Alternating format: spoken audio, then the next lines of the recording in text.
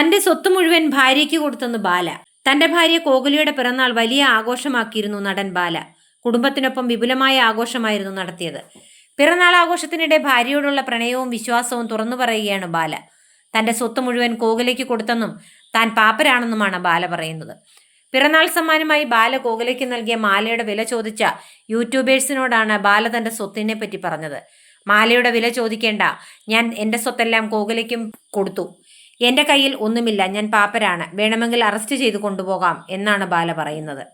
സ്വത്തെല്ലാം നൽകാൻ കോഹ്ലി എന്താണ് നൽകിയതെന്ന് ചോദിക്കുമ്പോൾ എന്നെ വിശ്വസിച്ചു എന്നാണ് ബാല പറയുന്നത്.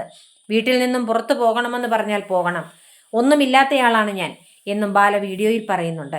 കോഹ്ലിയുടെ കഴുത്തിലെ മാല 8 പവനോളം ഉണ്ടെന്നും അതിന്റെ വില 9 ലക്ഷത്തോളമാണെന്നും ബാല പറഞ്ഞു. തന്റെ കഴുത്തിലെ മാല സ്ഫടികം കൊണ്ടുണ്ടാക്കിയതാണെന്നും കോഹ്ലി സമ്മാനിച്ചതുകൊണ്ട് അതിന് വിലമതിക്കാൻ കഴിയില്ലെന്നും ബാല പറയുന്നുണ്ട്.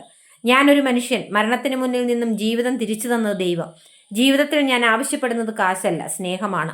ചോദ്യങ്ങൾക്ക് ഉത്തരം പറയാൻ പേടിയാണ് ഇപ്പോൾ. എൻ്റെ എല്ലാ സ്വത്തും ഞാൻ കോഹ്ലിക്ക് കൊടുത്തു. എനിക്ക് 10 രൂപ വേണമെന്നുണ്ടെങ്കിൽ കോഹ്ലി തരണം.